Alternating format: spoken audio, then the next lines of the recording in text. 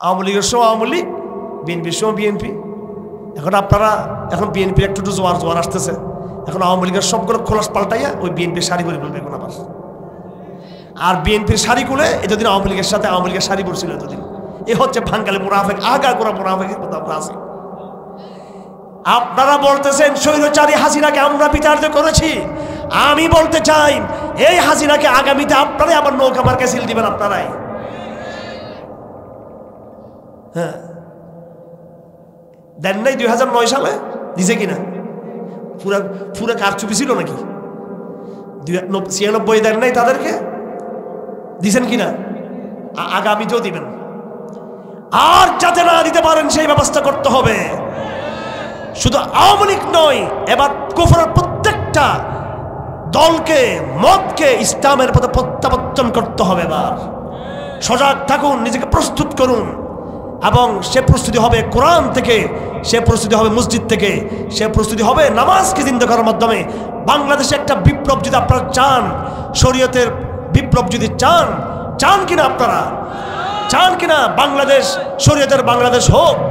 চান কিনা বাংলাদেশ একটা চূড়ান্ত ইসলামের বিপ্লব হোক? চান কিনা আপনারা? চাইয়ে থাকলে আমি দায়িত্বহীন ভাষায় বলে দিতে চাই, অবশ্যই যতই রাজনৈতিক কর্মসূচি করেন না কেন, কোনো লাভ নাই। লাখ লাখ মানুষের মিছিল করে, মিটিং করে এই দেশকে শরীয়তের বাংলাদেশ হিসেবে গড়ে তুলতে পারবেন না। এখন যারা ক্ষমতার স্বপ্ন দেখতেছেন, ওনাদের প্রতি আমাদের আহ্বান থাকবে, অনুরোধ থাকবে যে পরিপূর্ণ ইসলাম থেকে গ্রহণ করার জন্য। আল্লাহ পাক কোরআন শরীফে বলেছেন সূরা বাকারার মধ্যে, ইয়া আইয়ুহাল্লাযীনা আমানু দুখুলু ফিস-সিলমি কাফা। ইসলামে ঢুকলে এক ঠ্যাং কাবা শরীফে ওমরার সময়, হজের সময়, আর এক ঠ্যাং শহীদ মিনারে দিয়ে জাতীয়তাবাদের গান গাওয়া, এটা হচ্ছে মুনাফিকি। এক ঠ্যাং আপনি মসজিদ মাদ্রাসায় কোরআনের কথা বলবেন, আর এক ঠ্যাং এই সংবিধান এবং আইন, যেখানে অনেক অনইসলামিক বিষয় রয়েছে, সেটা সংস্কার না হওয়া পর্যন্ত এবং কোরআনের সাথে সাংঘর্ষিক সমস্ত বিধিবিধান বিলোপ না আসা পর্যন্ত আপনি এক পায়ে দিকে আরেক পায়ে দিকে দিলে সেটা হচ্ছে মুনাফিকদের চরিত্র। সেটা এই জন্য এখান থেকে বেরিয়ে আসতে হবে। আমাদের ওলামায়ে কেরামদেরকে অনুরোধ করব, যারা মাদ্রাসার ছাত্র আছেন তাদেরকে বলবো, দিনদার ভাইদেরকে বলবো, কোরআনকে কোরআন মতো বুঝতে হবে। এই যে আমি এসে খুব ভালো লাগে যখন কোরআন শরীফ সামনে থাকে, এখানে বুখারী শরীফ থাকলেও দরকার, হেদায়েত সব কিতাব থাকা দরকার। সমস্যা হলো আমাদের দেশের জনগণ বক্তাদের চেহারা দেখতে আসে, বক্তাদের সুর শুনতে আসে, আমাদের গর্জন শুনতে আসে, এরা আল্লাহর কথা শুনতে কিন্তু আসে না। মাফ করবেন, আমি যদি এখন বুখারী শরীফের এক একটা হাদিস তর্জমা করি, সব মানুষ উঠে চলে যাবে। আর ফেকার কি মশলা তো আরো আটখাট্টা, একদম মজা লাগে না। যখন নামাজের মশলা বলা হবে, রোজার মশলা বলা হবে, হজের মশলা বলা হবে, ইমান ভঙ্গের কারণগুলো বলা হবে, কিতাব দেখে দেখে মানুষ একটাও কিন্তু বসবে না। মানুষ পছন্দ করে সুরের ওই সমস্ত কাহিনী, যেগুলোতে সুফিবাদের মিথ্যা গল্প দিয়ে, কিংবদন্তি দিয়ে, বানোয়াট কাহিনী দিয়ে আপনি শর্টকাট ব্যস্ত চলে যাবেন। আপনি বলবেন যে আমাদের পীর, আমাদের শেখ কুমিরের পীরের উপর সওয়ার হয়ে পদ্মা নদী পার হয়ে এখানে দাওয়াত দিতে আসছেন। তখন বলবো সুবহানাল্লাহ, সাহাবায়ে কেরাম কুমিরের পিঠে এসেছিল, বাঘের পিঠে এসেছিল। সাহাবায়ে কেরাম লড়াই করে শহীদ হয়ে রক্ত দিয়ে সাহাবায়ে কেরাম এই দ্বীনকে প্রতিষ্ঠা করেছে। কিন্তু আমাদের রক্তের কথা শুনতে আমাদের ভালো লাগে না, তাহাজ্জুদের নামাজের কথা শুনতে আমাদের ভালো লাগে না। প্যান্ডেল ভরে যায় মাহফিলে, কিন্তু ফজর নামাজের সময় একজনকে মুসল্লি খুঁজে পাওয়া যায় না। আমাদের ভাইয়ের আমার, আল্লাহ পাক সুবহানাহু ওয়া তাআলা এই বিভিন্ন সূরার মধ্যে বিভিন্ন বিষয়ে আলোচনা করেছেন। একটা আয়াত এই মুহূর্তে আমার নজরে পড়ছে, ইয়া আইয়ুহাল্লাযীনা আমানু আমিনু। এটা সূরা নেসার 136 নম্বর আয়াত। এলম গোপন করা হারাম। ইচ্ছাকৃত এলম গোপন করলে এটার কঠিন শাস্তি আছে এটার। আর না জেনে না বুঝে যদি এলমকে গোপন করা হয়, তখন সে জাহেল, আল্লাহ পাক তাকে ক্ষমা করে দিবে। কোরআন করিমকে বুঝার জন্য কোরআনের আগের বয়ান দেখতে হবে, কোরআন বয়ান দেখতে হবে। আমি অনেককে বলতে শুনেছি ইয়া আইয়ুহাল্লাযীনা আমানু আমিনু, এর ব্যাখ্যা দিতে গিয়ে আমরা বিভিন্ন কথা এখানে বলে থাকি। আসলে মূলত এটা মুনাফিকদের সম্পর্কে আল্লাহ পাক বলেছেন এটা। কারণ আল্লাহর নবী সাল্লাল্লাহু আলাইহি ওয়াসাল্লাম মক্কাতে যখন ছিলেন, কাফেরদের দমন, নিপীড়ন, নির্যাতন, হাসিনার মতো স্বৈরতন্ত্র, আবু জাহেলের, আবু সুফিয়ানের, আবু লাহাবের স্বৈরতন্ত্রের কারণে আবু সুফিয়ান রাদিয়াল্লাহু আনহু পর ইসলাম গ্রহণ করেছেন। উতবা, সাইবা ইত্যাদি বিভিন্ন ইকরাম ইবনে আবু জাহেল, তাদের জুলুমের কারণে সহজে মুনাফিকরা মুসলমানদের ভিতরে ঢুকতে পারে না এই মক্কার জীবনে। কথা বুঝে আসছে? মুনাফিক দেখবেন এখন, হাসিনা যাওয়ার পরে দেখবেন মুনাফিক এখন। হাসিনার আমলে মুনাফিক কম দেখে, ওই সময় এত জুলুম নির্যাতনে আমাদের কাতারে মুনাফিকরা থাকতে পারে নাই। এখন আমরা বহু কিছু দেখতেছি বিভিন্নভাবে। মদিনাতে যখন রসুল ইসলাম নিয়ে যখন গেলেন, নিরাপদ জনভূমি, নিরাপদ জনপথ, এখানে কাফেরদের পক্ষ থেকে কোনো জুলুম নাই, নির্যাতন নাই। তো মুসলমানদের কাতারের মধ্যে মুনাফিকরাও শামিল হয়ে গেল। আনসারীরা ঘোষণা দিয়ে ঈমান আনলো, আউস ঈমান আনলো, খাজরজ ঈমান আনলো। কিন্তু এর বাইরে এবং এর মধ্যেও কিছু কিছু লোক যারা উপরে ঈমান এনেছে, ভিতরে তারা ঈমান আনে নাই। বদরের যুদ্ধে যখন ইসলাম ঐতিহাসিক বিজয় লাভ করলো, তখন একদিকে ইসলামের দাওয়াতের ঢঙ্কা বেজে গেল, গণহারে মানুষ ইসলামের দিকে ধাবিত হতে লাগলো, হক আর বাতিল স্পষ্ট হয়ে গেল। আল্লাহ পাক বদরের লড়াইকে নাম দিয়েছেন ইয়াউমুল ফুরকান, যেদিন হক এবং বাতিল পার্থক্য হয়ে গেল। এর আগে আরেকটা লড়াই হয়েছে, ইসলাম এবং কুফরের লড়াই। সেই লড়াই ছিল তালুত এবং জালুতের মাঝখানে। এরা ছিল মুসলমানদের আরেকটা প্রজন্ম, বনি ইসরাইলের। সেই লড়াইয়েও আল্লাহ পাক স্বল্প সংখ্যক মুজাহিদদেরকে অধিক সংখ্যক তাগুদের বিরুদ্ধে বিজয় দান করেছিলেন। বদরের যুদ্ধে ইসলামের বিজয় হবার পরে এখন যেহেতু ইসলামের ভালো অবস্থা, ইসলাম এখন খুব বিজয় বিজয় ভাব ইসলামের, এই সুযোগে কাফেররা মুনাফিকরা মুসলমানদের বগলের তলে, মুসলমানদের আস্তিনের মধ্যে, মুসলমানদের সাথে সমাজে, মসজিদে, সব জায়গায় তারা মিশে গেল। আমার ভাইয়েরা, আল্লাহ পাক মহান হাকিম। আল্লাহ পাক যখন আপনাকে সম্মানিত করবেন, এর পিছনে আল্লাহর কোনো হিকমত আছে। আবার কখনো আল্লাহ যদি আপনাকে লাঞ্ছিত করেন, পরাজিত করেন, আপনাকে মজলুম করেন, তার পিছনে আল্লাহর কোনো হিকমত রয়েছে। বিগত 15 এবং 16 বছরে আওয়ামী লীগের নির্যাতনের আমলে, যেখানে 10 বছরের মধ্যে 15 বছরে 10 বছর বাইরে ছিলাম বিভিন্ন আশঙ্কা নিয়ে, আর 5 বছর আমরা জেলখানে ছিলাম। এই 15-16 বছরকে মানুষ বলে থাকে আমাদের জীবন থেকে গুরুত্বপূর্ণ সময় চলে গিয়েছে। এটা বিএনপির জন্য হতে পারে যে এই সময়টাতে আমাদের কমপক্ষে 5টা বছর ক্ষমতা থাকার কথা, কিন্তু আমাদের জন্য এই 16 বছর ছিল তাওহীদ এবং শিরকের সংগ্রামে প্রত্যক্ষভাবে জড়িত হয়ে কাফেরদের চরিত্র দেখা, মুনাফিকদের চরিত্র দেখা, আর মজলুম হয়ে আল্লাহর সাহায্য দেখার সুবর্ণ সুযোগ ছিল আমাদের জন্য। এটা এই 15 বছরে আমরা কোরআনকে ওইভাবে বুঝতে পেরেছি, কারাগারের অন্ধকারে তাহাজ্জুদের লম্বা লম্বা নামাজে, যেটা কখনো এই কারাগারের দেওয়ালের বাইরে আমাদের জন্য সেই সুযোগ ছিল না। আল্লাহ পাক আমাদেরকে আগামী ভারতবর্ষের বিপ্লবের জন্য তৈরি করার জন্যই বাঙালি মুসলমানকে এই 15-16 বছর জগদ্দল স্বৈরাচারকে চাপিয়ে দিয়ে আমাদেরকে তিনি প্রস্তুত করেছেন। তিনি আল্লাহ পাক যে প্রজন্মকে আগামী দিনের নতুন এক ইতিহাস সৃষ্টির জন্য তৈরি করেছে, সেই প্রজন্ম যদি মনে করে আমি এখন এমপি হতে চাই, আমি এখন ক্ষমতায় যেতে চাই, পাগল হয়ে গেছে আমাদের লোকজন। এটা তাদের ইসলামের জন্য বলতেছি। আপনারা সংসদে গিয়ে ইসলামকে বিজয় করার স্বপ্ন দেখেন, আমরা দিল্লি থেকে ইসলামকে বিজয় করার স্বপ্ন দেখি ইনশাআল্লাহ। এবার দেখা যাক আল্লাহর কোন ওয়াদা বাস্তবায়ন হয়। যারা মসজিদ থেকে, মেহরাব থেকে কোরআনকে ধারণ করে, দাওয়াকে ধারণ করে, জিহাদকে ধারণ করে, আকীদাকে ধারণ করে, শেষ বিজয় তাদের হবে, নাকি যারা নতুন নতুন স্বপ্ন দেখে সাময়িক শর্টকাট গণতন্ত্রের মাধ্যমে তাদের বিজয় হবে চূড়ান্ত, দেখার বিষয় বলে দিলাম ইনশাআল্লাহ। সাময়িক বিজয় আমাদের আসবে না, আমাদের বরং আর নতুন বিপর্যয় হয়তো পড়তে হতে পারে, কারণ আমাদের শত্রুরা বসে নাই। আমাদের শত্রু, আমি বারবার বলেছি, আমাদের বিশেষ করে যারা তরুণ প্রজন্মের আবেগপ্রবণ দিনদার ভাইরা আছেন এবং সাধারণ নাগরিকদেরকে বলবো, আমাদের যারা ইসলামী দল করেন তাদেরকে বলবো, বাংলাদেশের ক্রাইসিস এটা আমাদের ভিতরগত ক্রাইসিস না, এটা আন্তর্জাতিক ক্রাইসিস। যেগুলো মুসলিম গরিব দেশ, এদের নিজস্ব কোনো পলিসি নাই এদের। হাসিনা বিগত 17 বছর ছিল ছাত্রলীগের ওই মিসকিন গুন্ডাগুলোর শক্তিতে নাকি ভারতের জোরে। এখন কোথায়? এখন আওয়ামী লীগ কোথায়? এখন আসো। আমরা তখনও বলছিলাম শাপলা চত্বরের সময়, পুলিশ র্যাব বাদ দিয়ে সামনাসামনি আসতো না। তোদের আম্মা হাসিনা ক্ষমতায় আছে, তোদের আম্মাকে ক্ষমতায় রাজপথে নাম আমাদের সাথে।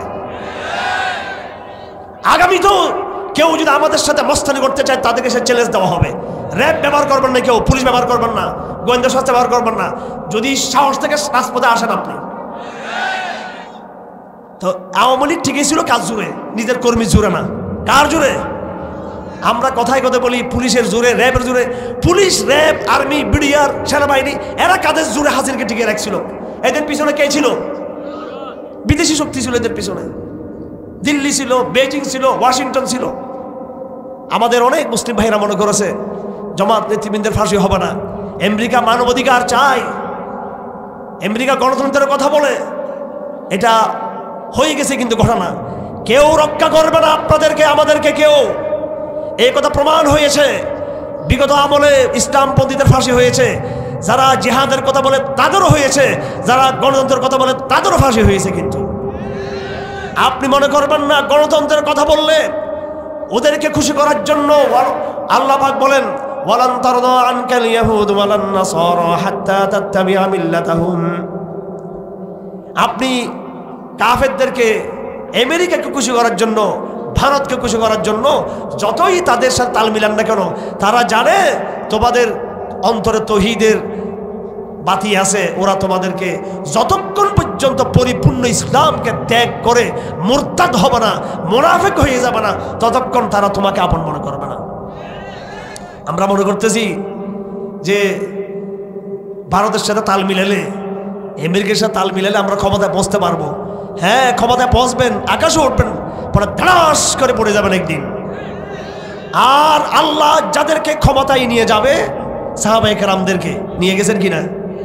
সাহাবায়ে কেরামদের ক্ষমতার পতন হয় নাই। খেলাফতের রাশেদের পরে বনু উমাইয়ারা আসছে, বনু উমাইয়ার পরে বনু আব্বাসিয়ারা আসছে, আব্বাসিয়াদের পরে উসমানী খেলাফত আসছে। এরপরে মুসলমান যখন দিন থেকে বিচ্যুত হলো, আল্লাহ পাক মুসলমানদেরকে কাফেরদের গোলাম বানিয়ে দিয়েছে। এটা আমাদের দোষের কারণে। যতদিন মুসলমান কোরআনের শিক্ষার উপর ছিল ততদিন তারা রাজা ছিল। আর যখন থেকে মুসলমানরা এই মানবতাবাদ, ঘোড়ার ডিমের জাতীয়তাবাদ, ধর্মনিরপেক্ষবাদ বলা শুরু করলো, তুরস্ক থেকে শুরু হয়েছে এই ফাইজলামিটা। প্রথমে ইয়াং তুর্কি, আরো 100-150 বছর আগে থেকে।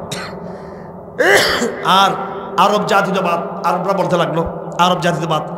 যখন মানুষ ইসলাম ছেড়ে, খেলাফত ছেড়ে, শরীয়ত ছেড়ে গণতন্ত্র, সমাজতন্ত্র আসছে পরে, জাতীয়তাবাদ, মানবতাবাদ এইসব স্লোগান দিতে লাগলো। এবং শিল্প বিপ্লবের পরে মুসলমানরা যখন নাকি ব্যাপকভাবে বস্তুবাদকে যখন প্রশ্রয় দিল, তখন এই মুসলমানদের প্রশ্নতন্ত্র শুরু হতে লাগলো। আবার সেই মুসলিম উম্মাহ যখন ফিলিস্তিনে এবং খোরাসান, আফগানিস্তানে, আফ্রিকাতে, লিবিয়াতে, ইয়ামানে, আফ্রিকার প্রত্যন্ত অঞ্চল জুড়ে আবার যখন মুসলমান যখন ফিরে আসতো জিহাদের পথে, আবার তারা বিজয় লাভ করলো। কথা ঠিক না বেঠিক? আমার ভাইয়েরা, আমাদেরকে কোরআনকে আঁকড়ে ধরতে হবে। সম্মানের পথ এটা কোরআনের পথ, কোরআন যেভাবে বলা আছে। আমি কিছু আয়াত তেলাওয়াত করেছি। এই আয়াতগুলো উদ্দেশ্য হচ্ছে মুসলিম সমাজের মধ্যে দুটো ভাগ আল্লাহ ভাগ করে দিয়েছেন। আলিফ লাম মিম আহাসিবান নাসু আন ইউতরাকু আন ইয়াকুলু আমান্না ওয়া হুম লা ইফতানুন ওয়া লাকাদ ফাতান্নাল্লাযীনা মিন ক্বাবলিহিম ফালায়ালামান্নাল্লাহুল্লাযীনা সাদাকু ওয়া লায়ালামান্নাল কাযিবিন। আহাসিবান নাস, মানুষেরা কি মনে করে আমি তাদেরকে এমনি ছেড়ে দিব পরীক্ষায় না ফেলা ছাড়া? আমি তাদেরকে পরীক্ষায় নিক্ষিপ্ত করব। পরীক্ষায় নিক্ষিপ্ত করার পরে আমি দেখব তাদের মধ্যে কারা সত্যবাদী কারা মিথ্যাবাদী। রসুলের জামানায় কোরআন যখন নাজিল হচ্ছে, জিবরিল যখন আগমন করতেছে, বদর উহুদ যখন সংগঠিত হচ্ছে, আল্লাহ পাকের এক একটা কারামত, আল্লাহ পাকের এক একটা ঐশ্বরিক শক্তি যখন দেখতে পাচ্ছি, এমন একটা সময়ের মধ্যেও কিন্তু মুনাফিকরা ছিল রাসূলের জমানায়। মুসলমান সমাজকে আল্লাহ পাক দুই ভাগে ভাগ করে দিয়েছেন, সত্যবাদী আর মিথ্যাবাদী। হাদিস শরীফ আছে আরবাউন মান কুন্না ফীহি কানা মুনাফিকান খালিসান, চারটা অভ্যাস যার মধ্যে থাকবে খালেস মুনাফিক। এটা আমরা তো সবাই হাদিস থেকে বলি, কিন্তু কোরআন শরীফে মুনাফিকদের আরো বয়ান গভীরভাবে রয়েছে। মুনাফিক ওয়াদা ভঙ্গ করে, মিথ্যা কথা বলে, আমানত নষ্ট করে, এবং যখন তর্ক করে তখন সে ইজা খাসামা ফাজারা, তখন সে অশ্লীল ভাষা সে ব্যবহার করে। এগুলো হচ্ছে একদম সাদা মাটা চরিত্র মনে হয় মুনাফিকদের। কোরআন শরীফে গেলে তাদের আরো গভীর চরিত্রের বিষয় আছে। আমার ভাইয়েরা, আমি মুনাফিকদের আলোচনা শুরু করেছি জেল থেকে আসার পরে ব্যাপকভাবে। আমার নিজেই বুঝে আসছে, আগে আমরা মনে করতাম যে মুনাফিক নামে একটা শ্রেণী এটা রাসূলের জমানার মধ্যেই ছিল, এরপর আর মুনাফিকদের কথা নাই। আমরা মনে করতাম শিরিকের বিষয় এটা শুধু আবু জেহেল আবুল আহাবের মধ্যে ছিল। আমরা মনে করতাম শিরিক শুধু কওমে নূহ, কওমে আদ, কওমে সমুদের মধ্যে ছিল। কিন্তু পরে আমাদের বুঝে আসছে কোরআন শরীফ ব্যাপকভাবে শিরিকের কথা বলেছে, কোরআন শরীফ ব্যাপকভাবে তাওহীদের কথা বলেছে, কোরআন শরীফ ব্যাপকভাবে বড় বড় মুশরিক রাজাদের কথা বলেছে, কবিলাদের কথা বলেছে, মুনাফিকদের কথা বলেছে। কেন বলেছে কোরআন? কিয়ামত পর্যন্ত এই সমস্ত ঘটনা বারবার নতুন নতুন রূপে ঘটতে থাকবে। শিরিক নতুন নতুন রূপে আসবে, কুফর নতুন নতুন রূপে আসবে, মুনাফিকি নতুন নতুন রূপে মুনাফিকি আসবে। মুনাফিকি দেখতে চান আপনারা? মুনাফিকি দেখতে চান? মুনাফিকি দেখতে চাইলে এক নম্বর, এই সমাজের মুনাফিকি প্রথম স্পষ্ট দেখতে পাবেন ফজরের নামাজে মসজিদের অবস্থা দেখে। ঠিক আছে? আল্লাহ পাক কোথায় এবার হারিয়ে ফেললাম নাকি? হ্যাঁ, পাইছি। সূরা নিসার 142 নম্বর আয়াত, ওয়াইদা কামু ইলাস সালাত, মুনাফিকরা যখন নামাজ পড়তে যেত কামু কুসালা, এইভাবে দাঁড়াইতো নামাজের মধ্যে অলসভাবে মুনাফিকরা। তার মানে রাসূলের জমানায় মুনাফিকরাও নামাজ পড়তো। মুনাফিকরা কি পড়তো? এবং মুনাফিকদের যে সর্দার ছিল, ওরা তো আল্লাহ কত ভাষ দেওয়া দিয়েছে কোরআন শরীফে। মুনাফিকদের সর্দার নাম কি? আব্দুল্লাহ ইবনে উবাই ইবনে সুলুল। তার সন্তান কিন্তু সাহাবী ছিল, সে কিন্তু মুনাফিক ছিল। এই মুনাফিকদের নেতার কাজ কি ছিল জানেন? মসজিদে নববীতে জুমার দিন আল্লাহর রসুলের ঐতিহাসিক মোবারক খুতবার আগে উদ্বোধনী ভাষণ তিনি দিতেন সবসময়। কথা বুঝেন নাই? মনে কথা বুঝেন নাই? উদ্বোধনী ভাষণ তিনি দিতেন। কি বলতেন? ইয়া আইয়ুহান নাস হাযা নবিয়্যুকুম ফানসুরুহু ওয়া আমিনু বিহি ওয়াত্তাকুল্লাহ। এগুলো ওয়াজ করতে সে, হে মদিনার লোকেরা, সাহাবারা, ইনি আল্লাহ রসুল, আল্লাহকে ভয় করো, তার প্রতি ঈমান আনো, তাকে সাহায্য করো। এই মুনাফিক মৃত্যু এইগুলো ওয়াজ করতো সে মসজিদের মধ্যে। এখন রসুল্লাহ তারা ছাড় দিয়েছে কি জন্য? সামাজিক লিডারশিপ, সামাজিকতার কারণে। আমার ভাইয়েরা, কোরআন এমন একটা কিতাব, এটা কি আমরা জানি না আসলে, বললে অনেকে কষ্ট পাবে। যারা সাধারণ গরিব মানুষ সমাজের, বা সাধারণ মানুষ, শিক্ষিত সাধারণ সমাজের লোক, আলেম না যারা, সাধারণ মানুষ, সাধারণত মধ্যে যারা একটু অশিক্ষিত বা কম পড়ালেখা, তারা কোরআনকে মনে করে এটা তাবিজের কিতাব, একটা আস্তে একটা তাবিজের কিতাব। এটা একটা মা বাবার কবরে, আত্মীয় স্বজনদের কবরে হুজুরদেরকে ভাড়া করে আনা পড়ার জন্য, আর রমজান মাসে আরো কিছু হুজুর ভাড়া করে তারাবির নামাজ পড়ার জন্য। এই হচ্ছে গরিবদের কোরআন শরীফ। আর যারা দেশের কর্ণধার, এলিট শ্রেণী, তারা তো কোরআনকে প্রত্যাখ্যান করছে, তারা তো কোরআন নাই তাদের মধ্যে। আমরা যারা ওলামায়ে কেরাম, আমরা এই কোরআনটাকে বানিয়েছি খুব সীমিত। মাদ্রাসায় জালালাইন শরীফ পড়ার আগে কোন কোন মাদ্রাসা 10 পারা কোরআন শরীফ তর্জমা পড়ে, শাহানুল পড়ে শেষ, আরবি গ্রামার সাহিত্য অতটুকু। কিন্তু কোরআনের যে মূল যে দাওয়াতি বার্তা, একটা, আমি কথা দেরি করব না, স্বল্প সময়ে কথা শেষ করব। এই প্যান্ডেল থেকে যারা এখানে সমাবেত হয়েছি একটা বার্তা বা মেসেজ নিয়ে যাওয়ার চেষ্টা করব। সাহাবায়ে কেরাম কোরআনকে চর্চা করেছেন, এই কোরআন দিয়ে তারা একটা রাষ্ট্র বিনির্মাণ করেছেন, একটা সভ্যতা বিনির্মাণ করেছেন। শেখ সাদি বলেন, ইয়তীমে কে না করদা কোরআন দুরুস্ত, কুতুব খানায়ে চন্দ মিল্লত বসুস্ত। একজন এতিম মুহাম্মদ ইবনে আব্দুল্লাহ সাল্লাল্লাহু আলাইহি ওয়াসাল্লাম, যিনি ভালো করে পড়তে শিখেন নাই, লিখতে জানেন না, ইনি আগের জমানার হাজার বছরের বিভিন্ন বই, পুস্তক, সাহিত্য, ধর্ম, মতবাদ সবগুলোকে এক নিমিষে দুলিশাত করে দিল, ধুয়ে ফেলে দিল এই কোরআন শরীফ। কোরআন এটা কোনো শুধু বরকতের কিতাব না, বরকত অবশ্যই আছে, এক এক অক্ষরে বহুত বহুত নেকি। ছোটবেলা থেকে আমরা সেটা শুনেছি, কিন্তু শুধু নেকির জন্য আসলে কোরআন শরীফ আসে নাই। কোরআন এসেছে তৌহিদের দাওয়াতকে, তৌহিদের সমাজকে, তৌহিদের মসজিদকে, তৌহিদের ইবাদতকে, তৌহিদের রাজনীতিকে, তৌহিদের অর্থনীতিকে, তৌহিদের সভ্যতাকে, তৌহিদের রাষ্ট্রকে, খেলাফতকে প্রতিষ্ঠা করার জন্য কোরআন এসেছে।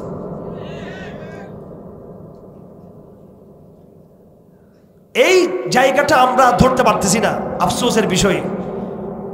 কোরআন এমন সমস্ত আলাপ আলোচনা আমাদের সামনে নিয়ে আসছে, যেই আলোচনাগুলো আনার উদ্দেশ্য হলো আগামীতেও কোরআন যা বলছে এই কথাই ঘটতে থাকবে। জাফর ইকবাল নাস্তিক, বেঈমান, মুরতাদ, সে বলেছে হেফাজত ইসলামে 13 দফা দাবি, এই 13 দফা দাবি মানে 1300 বছর পিছিয়ে যাওয়া, বেয়াদব, নাউজুবিল্লাহ। ইমান আছে না?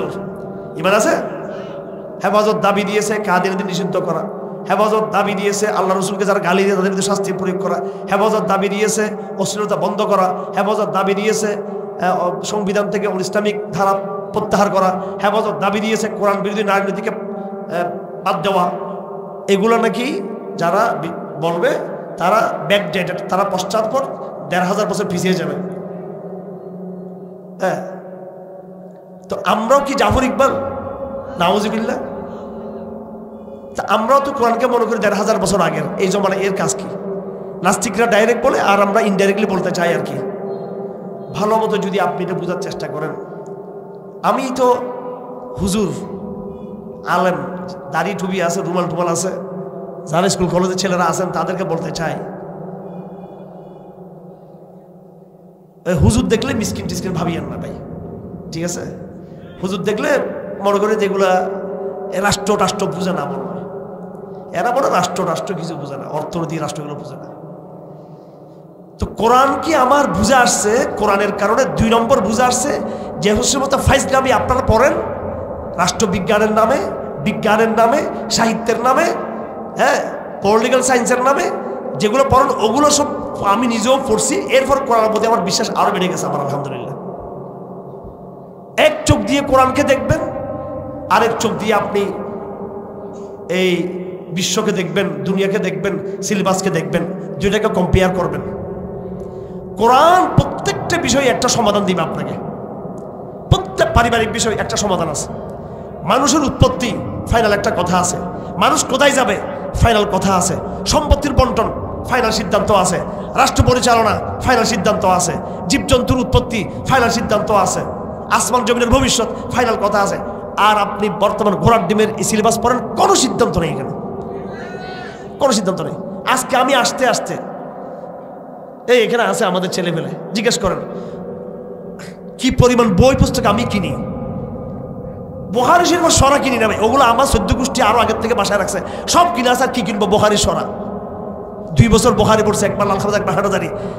আমি নাস্তিকদের যত বই বাইর হয়, প্রথম বইটা আমার কাছে চলে আসে বাংলাদেশে।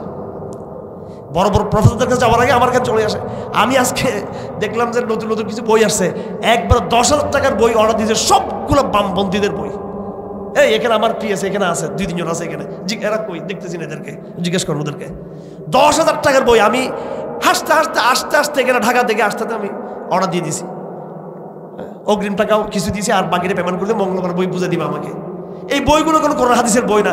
এই বই আমি পড়ি এই জন্য, এদের এগুলো দেখি এরা কি বলতে চায়।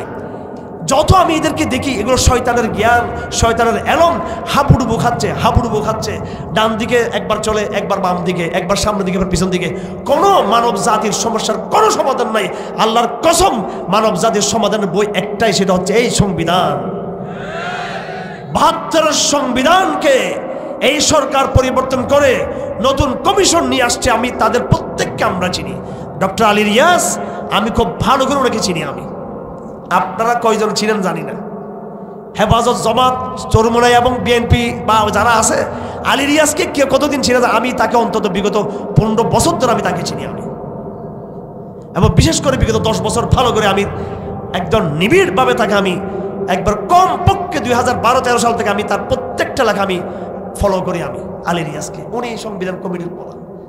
তা আমার কি শিখাবেন? 14-15 বছর তার আমি দেখতেছি না আলী রিয়াজ সাহেবকে। এক গর্ত থেকে উঠে আরেক গর্তে আমরা প্রবেশ করতেছি। আমরা খুশি হয়ে গেছি, ধর্মনিরপেক্ষবাদ বাদ গেছে, খুশি হয়ে গেছি। ধর্মনিরপেক্ষবাদ বাদ গিয়েছে, কিন্তু বহুত্ববাদ চলে আসছে। ওই মেয়েটা আছে, শাড়িটা পাল্টাইছে শুধু। ওই লোকটা আছে, শুধু তার প্যান্ট শার্টটা পাল্টে গেছে তার। এখন আমি হারুন সাহেব, আমাদের এখানে আরো ওলামায়ে কেরাম আছেন, কত বড় স্টেজ, একটা স্টেজের উপরে স্টেজ। এগুলো আমার ভালো লাগে না, এত ফাংশন ভালো লাগে না, এত টাকা পয়সা, জাক জমক, ভাঙা মসজিদের মিম্বরে মেহনত হবে দিনের কথা, ঠিক কিনা? এই সময় আমি আয়োজকদেরকে বলি, আমি মুত্তাহিরকে বলছি, এত জাকজমক, এত শোডাউন কিসের? হ্যাঁ, ওই আমার শালা আসছিল, ওই পাকিস্তানি শিল্পী আসছিল না, সে কলিম, হ্যাঁ, আরমান, ও আমার বউয়ের আপন খালতো ভাই, আমার কলজের টুকরাও। পাগল হয়ে গেছে মানুষ গান শোনার জন্য। একটাও ফজর নামাজ পড়বে কিনা আল্লাহ জানে। হ্যাঁ, আমি ওরে বলি যে তুমি যে গরম করে দিয়ে আসো, হ্যাঁ, ও তো আর বাংলা টাংলা বুঝে না বেচারা। পত্রিকা এবার উল্টা ধরে সে পত্রিকা। যাই হোক, ভদ্র ছেলে, অত্যন্ত ভদ্র, অনেক ভালো একটা ফ্রেন্ড। আমার শালা হলো ছোট, কিন্তু আমি দুস্তার মতো ব্যবহার করি। তো এমনি ফ্যান্টাসিতে আমরা পাগল হয়ে যাচ্ছি। তো দেখেন এখানে স্টেজ একটা, আরেকটা বানিয়েছে এটার উপর আরেকটা। আমার ভাইগুলো লজ্জা লাগে, ওলামায়ে কেরাম থাকে। তো যাই হোক, আবার এদিকে কেন আসলাম? আমার ভাইয়েরা, আপনাদেরকে আস্থা বিশ্বাস রাখতে হবে। এই যে কোরআন যে সংবিধান হতে পারে, এটা আমাদের বিশ্বাস নাই। আমাদের অন্তরে বিশ্বাস আছে আমাদের। তাহলে কোটি কোটি মুসলমানের দেশে কেমনে এতদিন 72 সংবিধান ছিল? আমাদের ছাত্ররা কিছু, এরপরে তবলিগ জামাতের কিছু ভাইরা আছে, তারপরে নতুন এই প্রজন্মের কিছু দিনদার ভাই, এরা স্বপ্ন দেখে, কিছু সালাফি, কিছু জামাত শিবির, কিছু চরমোনাই, গুটি কয়েক। বেশিরভাগ কলেজ বিশ্ববিদ্যালয়ের ছেলেরা মেয়েরা গণহারে তার নামাজ তারা পড়ে না। এমন শিক্ষিত কলেজ বিশ্ববিদ্যালয়ের ছেলেরা ছাড়াও সমাজের যারা বেকার অশিক্ষিত তরুণ বা বুড়া, এরাও কেই ফজর নামাজ পড়ে না, কোরআন শরীফ তারা তেলাওয়াত করে না। সুতরাং এক গর্ত থেকে আরেক গর্তে আমরা যাচ্ছি। ধর্মনিরপেক্ষবাদ বাদ গেছে, আমরা খুশি হয়ে গেলাম। কাল এই সংবিধানের উপর ভিত্তি করে বলা হবে ট্রান্সজেন্ডার একটা প্রজন্ম আছে, তাদের অধিকার আছে। বাংলাদেশ বহুত্ববাদের বাংলাদেশ, হেফাজত ইসলামের বাংলাদেশ, আবার ট্রান্সজেন্ডার এর বাংলাদেশ বলবে কিনা সেটা ভিত্তি কিসের উপরে? কিসের উপরে? এই নতুন সংবিধানের উপরে। ধর্মনিরপেক্ষবাদ দিয়ে যে কথা বোঝানো হতো, তার চেয়ে আরো মারাত্মক কথা বোঝানো হবে এখন কি দিয়ে? বহুত্ববাদ শব্দ এখন ওরা যুক্ত করছে এটা দিয়ে। আমাদেরকে ভুল বুঝবেন না যারা প্রশাসনে যারা আছেন তারা। আমরা এক শক্তিশালী বাংলাদেশ বিনির্মাণ করতে চাই, যার কাছে এমন মিসাইল থাকবে দিল্লি থরথর করে কাঁপবে। সীমান্তে বেয়াদবি করলে ঢাকার মিসাইল দিল্লিতে আঘাত করবে, সেই ভয় যেন দিল্লির লোকদের থাকে। ওই বাংলাদেশ চাই। আপনারা তো তাদের পা চাটেন। আমরা এমন এক শক্তিশালী বাংলাদেশ চাই, যাকাত, রসুল, খরাজ, ইসলামের অর্থনীতিকে বাস্তবায়ন করে এমন এক সমৃদ্ধ বাংলাদেশ গড়ে তোলা হবে। দিল্লি থেকে বৃত্তাঙ্গুলি দেখাতে পারবে যে তোদের আর কোনো কিছুর মুহতাজ আমরা না। শক্তিশালী বাংলাদেশের জন্য আপনার কথায় কথায় রাষ্ট্র রাষ্ট্র বলেন, হ্যাঁ, রাষ্ট্রকে খুদা বানিয়েছেন। আল্লামা ইকবাল বলেন, উন তাজা খুদা উমে বড়া সবসে ওয়াতন হ্যায়, বর্তমান যুগের সবচেয়ে বড় খোদা হলো, মূর্তি হলো জাতীয়তাবাদ। দেশ দেশ কি দেশ গড়তেছেন? পাশ্চাত্যের আদলে জাতি রাষ্ট্র। দেশ গড়তে হবে, সভ্যতা গড়তে হবে কোরআনের ভিত্তিতে। শরিয়া ছাড়া কোনো বিকল্প আছে আমাদের? কোনো বিকল্প নাই। আমার আজকের খুতবাতে আমি যতগুলো আয়াত পড়েছি কোরআন শরীফের, এই আয়াতগুলোতে আমি এটাই বোঝানোর জন্য পড়েছি আয়াতগুলো, যাতে আমাদের এই সমাজের যেটা ক্রাইসিস সেটা হলো মুনাফিকি। মুনাফিকিটা কি? মুনাফিকিটা ডাইরেক্ট শিরিক নয়, ডাইরেক্ট কুফর না। মুনাফিকি মানে হলো উপরে ইসলাম ভিতরে কুফর। মুনাফিকি মানে হলো এরা মুসলমানদের সমাজেও থাকবে, আবার কাফেরদের সাথে মিলবে। ومن الناس من يقول آمنا بالله وباليوم الآخر وما هم بمؤمنين। যারা মুখে বলে আমরা আমান্না বিল্লাহ, আল্লাহ রাসূল ঈমান এনেছি, ওয়া মা হুম বিমুমিনিন। আর কি?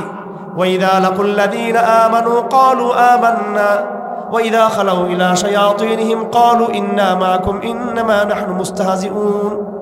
মুসলমানদের সাথে গেলে মুসলমান, ওই যে বললাম না স্টেজে, আওয়ামী লীগের সহ আওয়ামী লীগ, বিএনপির সহ বিএনপি।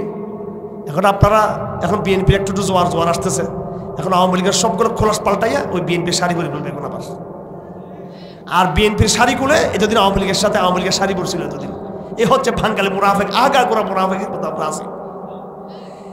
আপনারা বলতেছেন স্বৈরাচারী হাসিনাকে আমরা বিতাড়িত করেছি। আমি বলতে চাই এই হাসিনাকে আগামীতে আপনারাই আবার নৌকা মার্কে সিল দিবেন আপনারাই। হ্যাঁ, দেন নাই 2009 সালে? দিছে কিনা? পুরা কারচুপি ছিল নাকি? 96 দেন নাই তাদেরকে? দিছেন কিনা? আগামীতেও দিবেন। আর যাতে না দিতে পারেন সেই ব্যবস্থা করতে হবে। শুধু আওয়ামী লীগ নয়, এবার কুফরের প্রত্যেকটা দলকে, মতকে ইসলামের পথে প্রত্যাবর্তন করতে হবে। এবার সজাগ থাকুন, নিজেকে প্রস্তুত করুন, এবং সে প্রস্তুতি হবে কোরআন থেকে, সে প্রস্তুতি হবে মসজিদ থেকে, সে প্রস্তুতি হবে নামাজকে জিন্দা করার মাধ্যমে। বাংলাদেশে একটা বিপ্লব যদি আপনারা চান, শরীয়তের বিপ্লব যদি চান কিনা আপনারা? চান কিনা বাংলাদেশ শরীয়তের বাংলাদেশ হোক? চান কিনা বাংলাদেশ একটা চূড়ান্ত ইসলামের বিপ্লব হোক? চান কিনা আপনারা? চাইয়ে থাকলে আমি দায়িত্বহীন ভাষায় বলে দিতে চাই, অবশ্যই যতই রাজনৈতিক কর্মসূচি করেন না কোনো লাভ নাই। লাখ লাখ মানুষের মিছিল করে, মিটিং করে এই দেশকে শরীয়তের বাংলাদেশ হিসেবে গড়ে তুলতে পারবেন না। সংসদ ভবনে প্রতিদ্বন্দ্বিতা করে, নির্বাচনে শরিক হয়ে সংসদে গেলেই আপনি, কিছু লোক ইসলামপন্থী বিভিন্ন দল গেলেই বাংলাদেশ ইসলামী বাংলাদেশ হবে না। শাপলা চত্বরে আমরাই সবচেয়ে বড় ইতিহাসের সমাবেশ করেছিলাম। বাংলাদেশের ইতিহাসে হেফাজত ইসলামের মতো এত বড় গণজমায়েত না আওয়ামী লীগ করতে পেরেছে, না বিএনপি করতে পেরেছে। এখনো আমরা ডাক দিলে, যদি বলা হয় আগামী মাসে লং মার্চ ফর শরিয়া, লং মার্চ ফর ইসলাম ডাক দিলে 1.5-2 কোটি মানুষ জমায়েত হবে বাংলা শাপলা চত্বরের, কথা ঠিক কিনা? সমগ্র ঢাকা অচল করে দেওয়া যাবে। আমি আমার আমিরকে চাইলে সে প্রস্তাব দিতে পারি, কিন্তু আমি নিজেও সে প্রস্তাবের পক্ষে আমি নিজেও না। কারণ এ বাঙালি মুসলমান লং মার্চ করবে, অবরোধ করবে, মিটিং মিছিল করবে, মাইক পালে হুঙ্কার ছাড়বে এবং সংসদে যাওয়ার জন্য পাগল হয়ে যাবে। কিন্তু এই বাঙালি মুসলমান আল্লাহর দেওয়া বিধান মসজিদ কেন্দ্রিক, রসুল যে বিপ্লব ঘটিয়েছেন, তারা সে মসজিদ কেন্দ্রিক হতে তারা কিন্তু প্রস্তুত না। আগে ফজর নামাজ পড়ুন, ফজরের জমায়েত আগে জমায়েতবদ্ধ হন।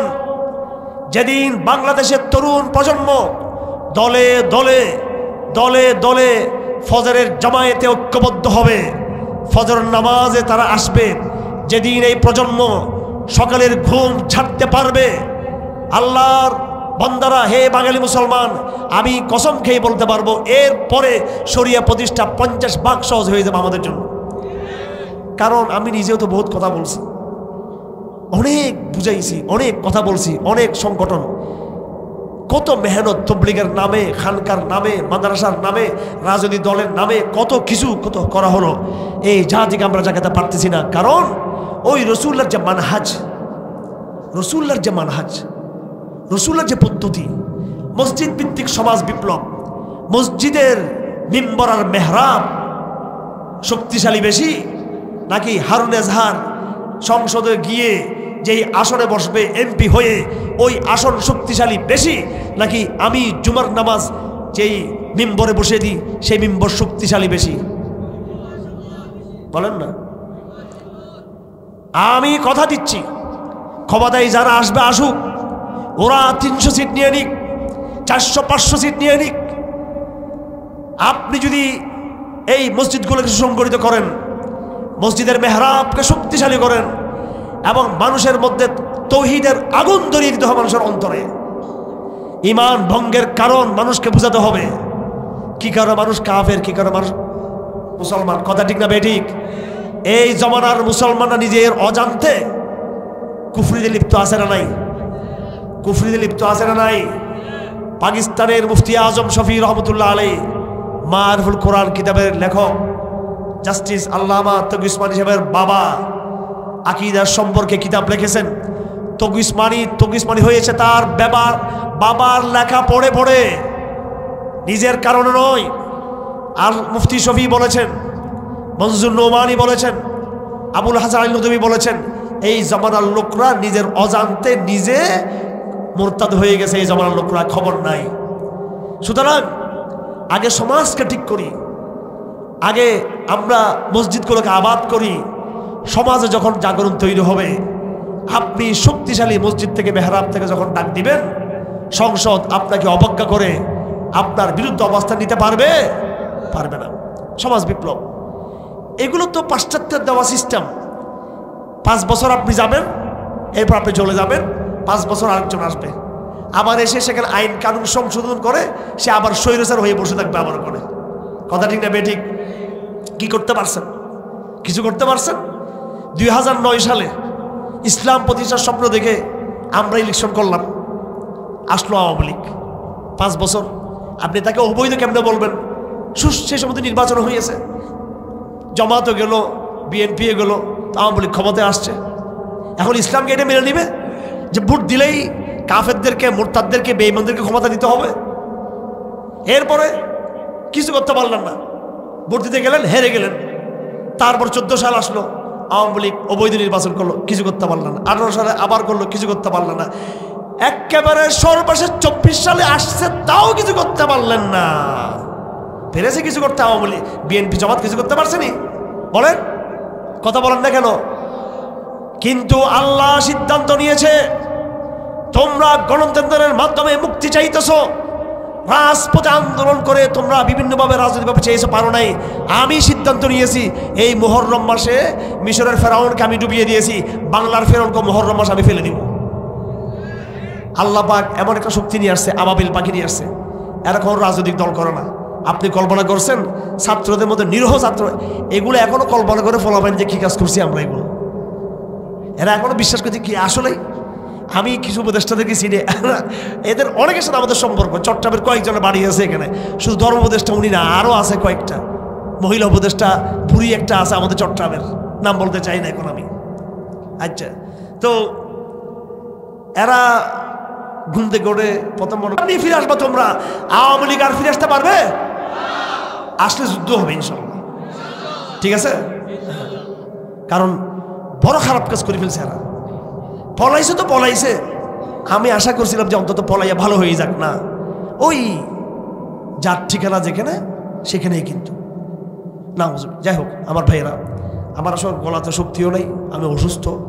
কোরআন শরীফ আমাদের সামনে আছে। এই জমানার ক্রাইসিসটা হলো আমরা মুনাফিকের মধ্যে চলে আসছি। প্রথমে আসুন আমাদের নিজেদেরকে ইসলাহ করতে হবে, নিজেদেরকে গড়ে উঠতে হবে, নিজেদেরকে আমাদের সংশোধন হতে হবে। নেফাকের প্রথম আলামত নামাজ ছেড়ে দেওয়া, একদম প্রথম মুনাফিকি। মসজিদ আমরা ছেড়ে দিয়েছি। আমার ভাইয়েরা, আল্লাহ পাক সুবহানাহু ওয়া তাআলা কোরআন শরীফকে রাষ্ট্রবিজ্ঞান মনে করবেন, কোরআনকে সমাজ বিজ্ঞান মনে করবেন, কোরআনকে ভবিষ্যৎবাণী মনে করবেন। এটা আমি বুঝে শুনে কথাটা বলতেছি। একদিন আল্লাহর নবী হযরত আলীকে বলতেছেন, আন আলী রাদিয়াল্লাহু আনহু ক্বালা সামিতুন নবী সাল্লাল্লাহু আলাইহি ওয়াসাল্লাম ইয়াকুলু সাতাকুনুল ফিতনাতু কুলতু ইয়া রাসূলুল্লাহ মাল মাখরাজু আনহা ক্বালা কিতাবুল্লাহ ফীহি খবরু মা ক্বাবলাকুম ওয়া নাবাউ মা বা'দাকুম ওয়া হুকমু মা বাইনাকুম ওয়া হুয়াল ফাসলু লাইসা বিল হাযাল। হযরত আলী বলেন, আমি নবীকে জিজ্ঞেস করলাম, ইয়া রাসূল। হযরত আলী বলেন, একদিন হঠাৎ রাসূলুল্লাহ বললেন, হে আমার সাহাবে একরাম, ফিতনা হবে, অরাজকতা হবে, অশান্তি হবে, বিশৃঙ্খলা হবে, মারামারি হবে, হানাহানি হবে, ইসলাম থেকে মানুষ দূরে সরে যাবে, ইসলাম থেকে দূরে সরে যাবে, মানুষ অন্যায়ের মধ্যে লিপ্ত হবে। হযরত আলী বলেন, আমি রাসূলকে জিজ্ঞেস করলাম, ইয়া রাসূলুল্লাহ, এমন সংকটকালে আমরা কি করব? ক্বালা কিতাবুল্লাহ। আল্লাহ নবী বলেন, এই সময় সমাধান হচ্ছে কিতাবুল্লাহ, কোরআন শরীফ। কেন?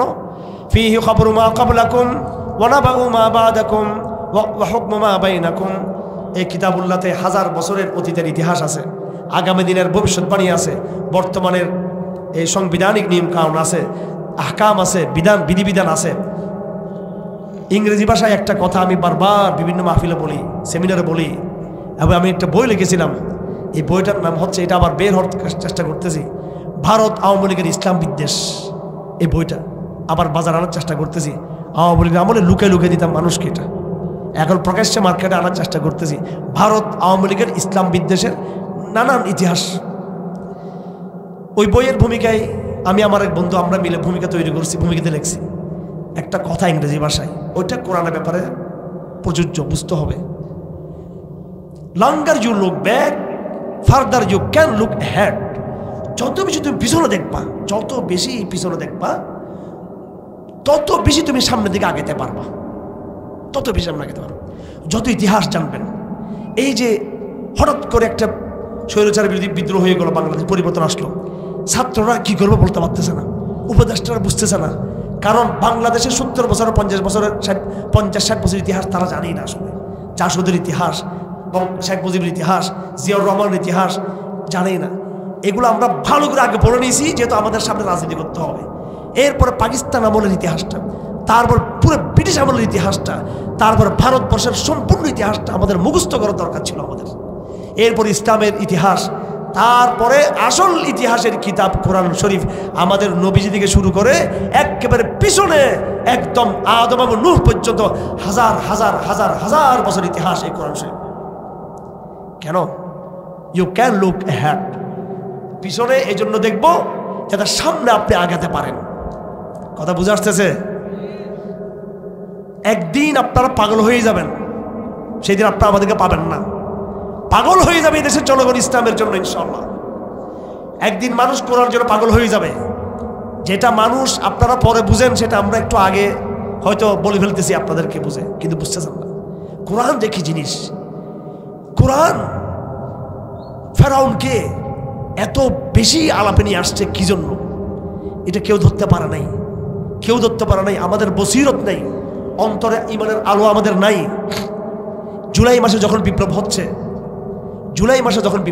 জুলাই বা আগস্টে বিপ্লবটা যখন হচ্ছে, মাসটা ছিল কিন্তু মুহররম মাস। কি মাস ছিল? মুহররম মাস। আমি একটা মামলাতে হাজিরা দিতে গেলাম রাজশাহীতে, আমাকে ওয়ারেন্ট করে দিল, গ্রেপ্তারি পরোয়ানা জারি হয়ে যাবে, এটা ঠেকানোর জন্য আমি তাড়াতাড়ি 3-4 দিনের মধ্যে হাজিরা দিতে গেলাম। পুলিশ আমাকে নিয়ে হাজির করলো। এখন আমি জানি না 3-4 দিনের জন্য নাকি আমি জেলে ঢুকে দেয়, 5 দিন নাকি জামিন দিয়ে দেয়। করে যাওয়ার আগে আমি একটা স্বপ্ন দেখলাম, একদম ফজরের নামাজের পর পুরো বাংলাদেশটা এরকম পুরো এরকম করতেছে, এরকম মানে ভূমিকম্প, এরকম ভূমিকম্প, বিশাল ভূমিকম্পের মধ্যে আমি দেখতেছি ঘরের মধ্যে আসি, কিন্তু আমার কোনো ক্ষতি হচ্ছে না, কিন্তু ভূমিকম্প প্রচন্ড। পরেই কত ঘটনা ঘটলো। স্বপ্ন কিন্তু ইমানদারের স্বপ্ন হাদিস শরীফে আছে। শেষ জমানায় সত্যবাদী কথা যারা বলবে, দিনের বেলায় রাতের বেলায় তাদের স্বপ্ন সত্য হবে। আসদাকুহুম রুইয়ান আসদাকুহুম হাদিস, যে সত্য বলবে তার স্বপ্ন সত্য হবে। আমি আবার যে দরবেশ বাবা, স্বপ্ন বাবা, তা না, আবার এটা জাস্ট বললাম আর কি। তখন এই স্বপ্ন দেখে আমি বুঝতে পারলাম না কি হবে না হবে। মুহররম মাস আসলো, আমি জুমার খুতবা দিই আমার মসজিদে।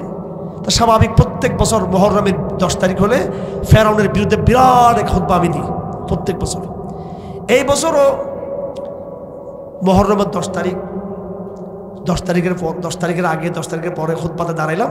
ফেরাউনের কথা বলতে গিয়ে প্রথম খুতবাতে আমি কিছু বলি না, দ্বিতীয় খুতবাতে তখন অনেক রক্ত পড়া শুরু হয়ে গেছে বাংলাদেশে। আবু সাইদ মারা গেল, মুগ্ধ মারা গেল, চট্টগ্রামে ছেলেরা মারা গেল, বিভিন্ন জায়গায় মারা গেল। তখন আমি আরবিতেই বলে ফেললাম যে মিশরটা ছিল মিশরের সেই সময়ের মুসা আলাইহিস সালামের জমানার ফেরাউন, আর হাসিনা হচ্ছে আমাদের বাংলাদেশের ফেরাউন। আল্লাহ কিছু দোয়া করলাম। তো কথাটা কিন্তু আবেগের কথা না। আল্লাহ পাক কোরআন শরীফে ফেরাউনের কথা বারবার বলছে কেন? এই জন্য যে রাজনৈতিক এস্টাবলিশমেন্ট, রাজনৈতিক স্বৈরতন্ত্র নিজেই একটা সে ধর্ম তৈরি করে। এবং আরবিতে একটা কথা আছে, আন্নাসু আলা দীনি মুলুকিহিম, রাজা যেদিকে মানুষ সেদিকে। শেখ হাসিনা এসে একটা মুজিববাদ তৈরি করেছে, মুজিব বঙ্গবন্ধুবাদের ধর্ম তৈরি করেছে। আমরা বিমানে এই যে চট্টগ্রাম থেকে ঘন ঘন আমার আসা যাওয়া করতে হয়, একেবারে বিমানের মাথায় মাথায় শেখ মুজিবের ছবি। এখন দেখি ছবিগুলো আর দেখা যাচ্ছে না। এখন আমার ভাইয়েরা, রাজনৈতিক শিরিক কথা বোঝার চেষ্টা করুন। অথচ এটা 1000 বছর আগের ফেরাউনের কাহিনী, রাজনৈতিক শিরিক। আল্লাহ পাক কেন বলছেন যে যুগ যুগ ধরে এরকম ফেরাউনরা আসবে, আর আল্লাহ যুগ যুগ ধরে যত ফেরাউন আসবে তাদেরকে আল্লাহ পাক এইভাবে ডুবাই মারবে। আল্লাহ পাক কত চমৎকার মিল, কত চমৎকার মিল। বনি ইসরাইল কি কল্পনা করছে ফেরাউনকে আল্লাহ পাক ডুবিয়ে মারবে? বনি ইসরাইল কল্পনা করছে? এরকম করে নাই। আমরা কি কল্পনা করছি যে এই সরকার 14 সালে, 9 সালে, 18 সালে, আবার 24 সালে ক্ষমতায় চলে আসলো? তারা তো ক্ষমতায় চলে এসে 24 সালে সুন্দরভাবে তারা ক্ষমতায় গেড়ে বসে রাষ্ট্র চালাচ্ছে। হাসিনা কল্পনাও করি নাই যেই বছর সে 24 সালে সে তৃতীয় বা চতুর্থবার প্রধানমন্ত্রী হলো, কয়েক মাস পরেই তার পিছন থেকে যে চেয়ার সরে যাবে, এটা কোনো কল্পনাও তো করেন নাই। উনি ওই রাতেও তিনি ঝগড়া করতেছেন আর্মিদের সাথে, পুলিশের সাথে। কথা ঠিক না বেঠিক? উনি কল্পনাও করেন নাই। এমনকি উনি তো রাত্রে খাবার রেডি করছেন, দুপুরে খাবার, মাছ টাছ যেগুলো ফর আপনারা খেয়ে আসছেন সবাই, আমার বাদ দিয়ে, ঠিক আছে? তো কল্পনা করেন নাই। আমার ভাইরা, কার হাত? কিভাবে বুঝলেন আল্লাহর হাত আছে এখানে? আমি মুহররম মাসে বয়ান টয়ান করে 10 তারিখের 12, 13, 14, 15, 16, 17, 18 তারিখ, 19, 20 তারিখ হয়ে যাচ্ছে। আমি আল্লাহর সাথে একটা গোপনে একটু মিতালি করতে লাগলাম আল্লাহর সাথে, যে আসলে আল্লাহ কি এই ফেরাউন, আসলে কি ও ফেরাউন? আমি যে জুমার সময় বললাম ফেরাউন, আর ফেরাউন হলে কি মুহররম মাসে যাবে? আমি তো দোয়া করছি, ইয়া রব, আমি তো জুমাতে দোয়া করছি 2 হাত তুলে, মুসল্লিরা আর রক্ত দিচ্ছে আমাদের ভাইয়েরা, এবং হুজুররা ভয়ে নামতেছে না কেউ। ওরে বাপ রে বাপ! আমি সাহস করে দায়িত্ব নিয়ে বলতে চাই, হাটাদারিতে বললাম ছাত্রদেরকে, তোমরা নামো হিম্মত করে, কারো পারমিশন লাগবে না। যখন আমি নামিয়ে দিলাম সবাই লেগে গেল, হুজুররা, হ্যাঁ এরা কারা? পুরো কবিদেরকে সরকারের তোপের মুখে ফেলে দিচ্ছে। তখন গোয়েন্দা সংস্থা যত চাপ, তার চেয়ে আমাদের লোকরা বেশি চাপ দিতে লাগলো আমাদের উপরে। আর আমাদের বড় নেতাদেরকে খুঁজে পাওয়া যাচ্ছে না কেউ রে ওই সময়। এরপর আমি ডাক দিলাম পড়িয়ে ছাত্রকে, তোমরা নামো। আলহামদুলিল্লাহ ঢাকার ছেলেরা নামছে, পরবর্তীতে সবাই নামছে। এগুলা কে কি করছে না করছে প্রত্যেকের ফেসবুকের স্ট্যাটাস সাক্ষী আছে। আপনারা তো দৌড় দেন সব জায়গায়, কথা দিয়ে, হুঙ্কার দিয়ে ইতিহাস হবে না। হুঙ্কার দিয়ে নয়, সিদ্ধান্ত দিয়ে ইতিহাস পরিবর্তন হবে।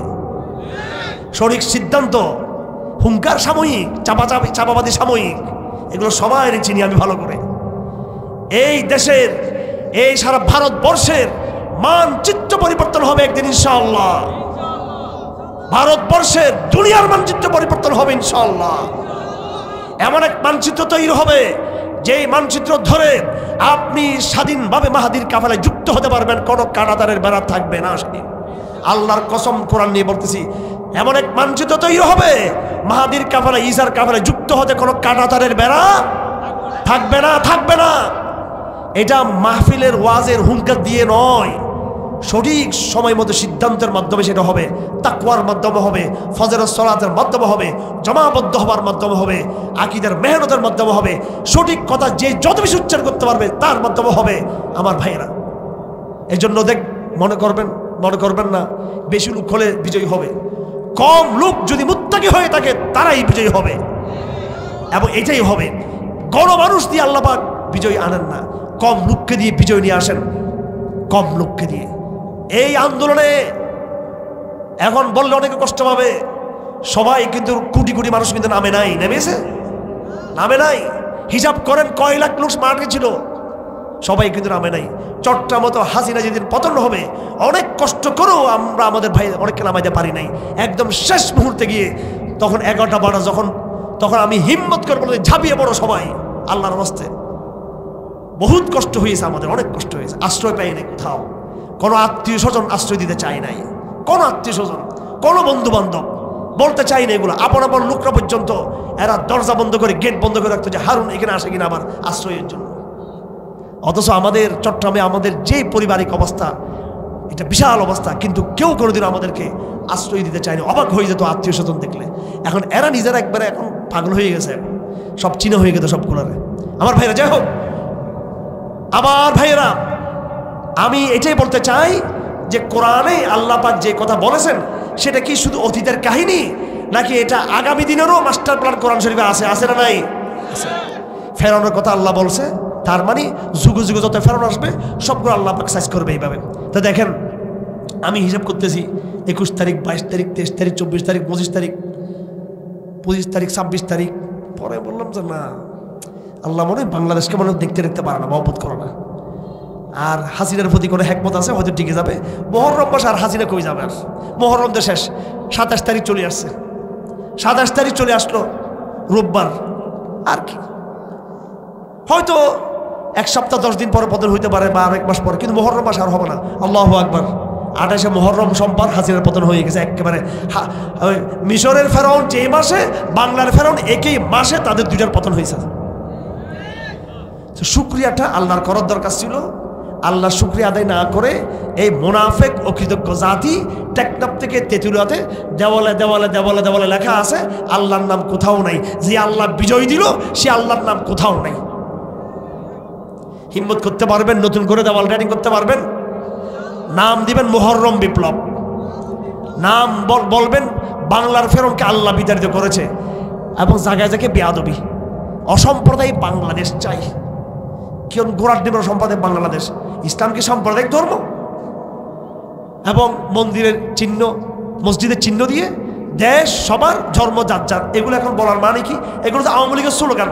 আমরা কি ইসলামপন্থীরা মুসলমান যখন ক্ষমতায় ছিল মুঘল আমলে, আওরঙ্গজেবের আমলে, ওমর খত্তাবের আমলে, এবং আফগানিস্তানের তালেবানদের আমলে, এরা কি মুসলিমদেরকে বের করে দিয়েছে তারা?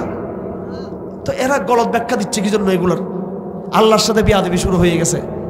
আমার ভাইয়েরা, আমার ভাইয়েরা, আল্লাহর কারিগরি হাত কাজ করতেছে, আল্লাহর কারিগরি হাত কাজ করতেছে।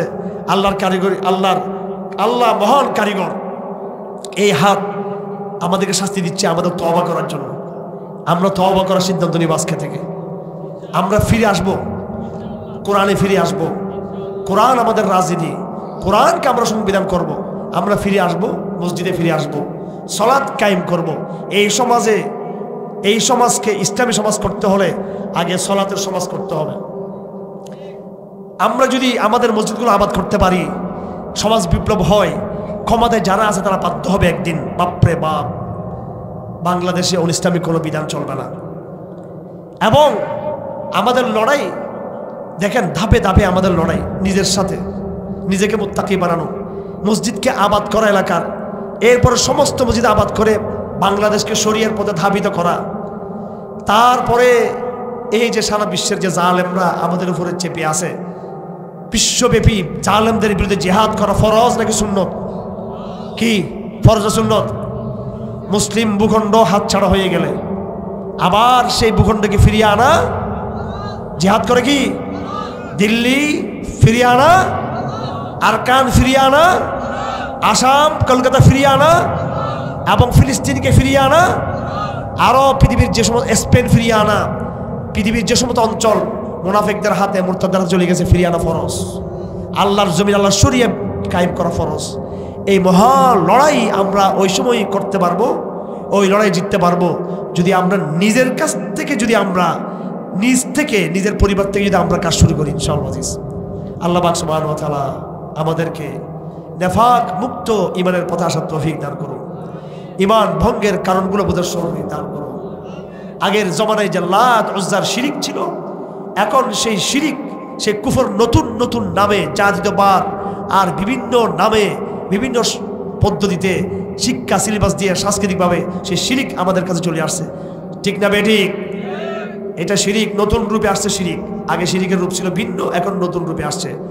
লড়াইটা শিরিকের সাথে। আজকের লড়াই সেই লড়াই যেই লড়াই নূহ আলাইহিস সালাম তার কওমের সাথে করেছিল। আমাদের আজকের লড়াই সেই লড়াই যেই লড়াই নবীরা তাদের সম্প্রদায়ের সাথে করেছিল। আমাদের লড়াই সেই লড়াই যেই লড়াই আমাদের নবী মুহাম্মদ রাসূলুল্লাহ করেছিলেন। যদি আমরা ওই নিয়তে লড়াইটা করি, যদি আমরা মনে করি এটা শিরিকের সাথে লড়াই, আমরা যদি নিজেকে মুত্তাকি হিসেবে গড়ে তুলি, আমরা যদি কোরআনকে ধারণ করি, মসজিদ কেন্দ্রিক হয়, এই লড়াইয়ে আমরা বিজয়ী হব ইনশাআল্লাহ আজিজ। হিম্মত করে আমাদেরকে আগাতে হবে ইনশাআল্লাহ আজিজ। এই বিডিআর যে সাহস দেখাতে পারে নাই, এখন কৃষকরা সে সাহস দেখাচ্ছে আলহামদুলিল্লাহ। কৃষকরা আসবে এই পথে, শ্রমিকরা আসবে এই পথে, মাদ্রাসার ছাত্ররা এই পথে আসবে, স্কুল কলেজ বিশ্ববিদ্যালয়ের ছেলেরা এই পথে আসবে।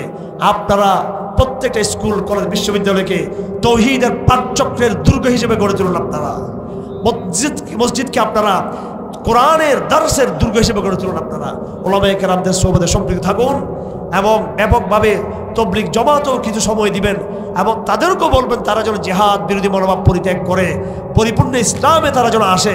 শুধু তবলিগ লাগাইছে আল্লাহ বলে তারা, তবে তোদেরকে আমরা ঠিক করে দিই। তবলিগের ভাইরা কেন মুজাহিদদেরকে সাহায্য করো না? মুসলিমদেরকে কেন সাহায্য করো না? আলেম উলামারা বন্দী আছে, এখন অনেক আলেম উলামা বন্দী আছে অন্যায়ভাবে।